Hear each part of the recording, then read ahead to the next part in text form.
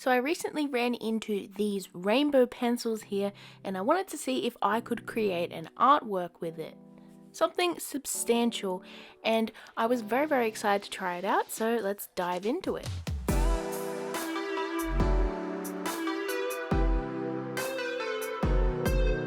I got these a few weeks ago at my local store called Smiggle. It is a sort of funky stationery store and has some really cute stuff, and these rainbow pencils really stood out to me and I just had to try it. So getting them and trying them out, I wanted to see if I could swatch them a little bit. If you can call this swatching, it's really just me testing them out on a piece of paper, doing some scribbles, doing some lines, drawing some little swirly patterns, just to see how these pencils work and get a feel for what kind of effects that I can get with them. Now, as you can see, I have two. One is a neon sort of color palette one, and the other one is a pastel, more sort of subdued color palette. And I feel like the pastel actually has more colors in it, but they're a little bit different with the colors on the nibs. And yeah, I decided I wanted to try out and see what I could do with these two pencils on the same artwork.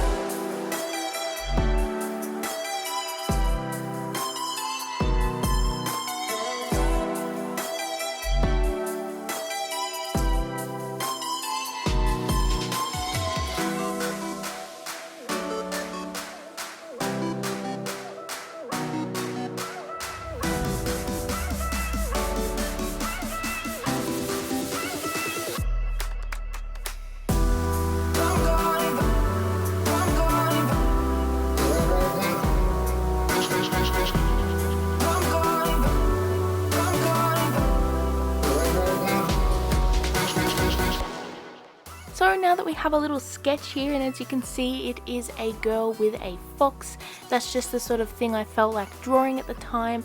I wanted to have something interesting to draw, but nothing overly crazily detailed, because with these pencils you don't really have a whole lot of control. I wanted something that I could draw where I could have separate sections of color. As you can see, these rainbow pencils are quite rainbow and intense, but you can't get a whole lot of control, as I said before. But I felt like if I drew something with different sections of color and then some sections without color, and then of course this nice dark line art, I felt like I could get something really nice looking that, you know, worked with the materials that I had. So for the inking pen, I'm actually using a Tomboy calligraphy pen. I really love this pen. It's one of my favorite pens to use with illustration. It's actually one of the pens that I got from my Jazzy art box, so you guys know that I'm definitely getting a lot of use out of it. But yeah, with this artwork, I tried to make sure that I got a lot of detail down with this inking pen, because I felt like with the colorful pencils, I wasn't going to be able to get a lot of detail with them. But overall, I'm quite happy with it, and I'm quite happy with the sort of line weight variations that I added in this artwork. As you can see, there are some really thick lines that emphasize certain things, and there's some really sort of thin, sketchy lines as well. But I tried to make sure that the line art was still quite loose and airy. As you can see, it doesn't all connect in some areas, and you know, areas where the hair is, I haven't actually outlined like every single detail. I tried to keep it, you know, sort of, I don't know, stylized. I feel like the art style does have a sort of comic book-esque feel to it. It's not like a crazy superhero comic book-esque, but it's an interesting one. So now you can see I'm adding in the color for the fox, and I decided on the pastel one for the fox because I felt like a fox would have slightly more natural colors compared to, say, someone who has dyed hair that is like a rainbow color. The fox, of course, foxes don't come naturally rainbow, but I felt like the pastel fit more, and I'm quite happy with it too. The way that I actually ended up coloring it was I wasn't too crazy on like particular on which area would have what color. I would sort of just let the pencil sort of take control of the placement of all the colors, but what I did control was the direction and the flow of the lines that I was using for the pencil.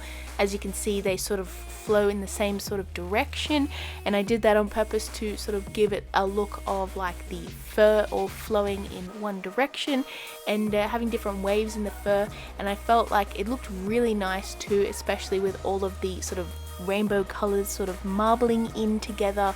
It is quite interesting, and I actually really like it, and I used the same sort of technique with the neon rainbow pencil for the girl's hair.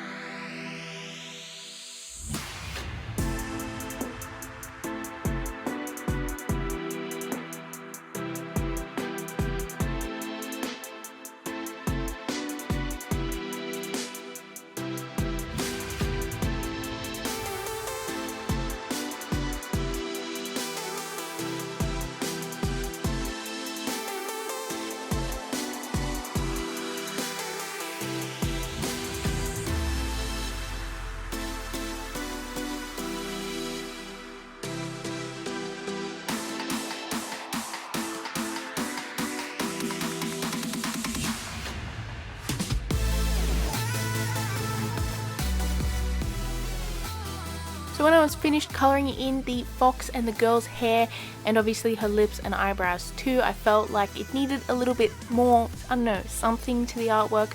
I felt like just with a plain white background and then like white colours left in this artwork, it didn't feel overly finished. So I had the marvellous idea to cut out this artwork around the edges of the art, and I left a little white outline too because I felt like that would be easier than, cutting around all of those thin lines. And then after this, I put some sticky tape on the back of the artwork and I stuck it down on some black paper, and I am so happy I did this because the really dark black paper just gives it so much more contrast to the art, and it allowed me to draw a little cheeky background as well. I went in with my white gel pen and I drew some little random sort of made up constellations all around the characters, and I felt like that really did make it feel more finished and refined.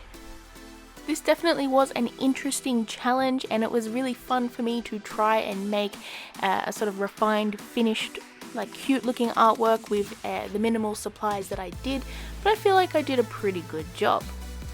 So here's the question of the day: what do you guys think this character's backstory is, and what is her relation to this rainbow fox? As you can see, they both sort of match with their hair color. I'm really interested to hear what you guys have to say. I love asking you questions. So thank you all so much for watching. I hope you enjoyed, and if you haven't already, please hit that subscribe button and check out some of my other videos. It really helps me so much, and yeah, until next time, I'll see you later.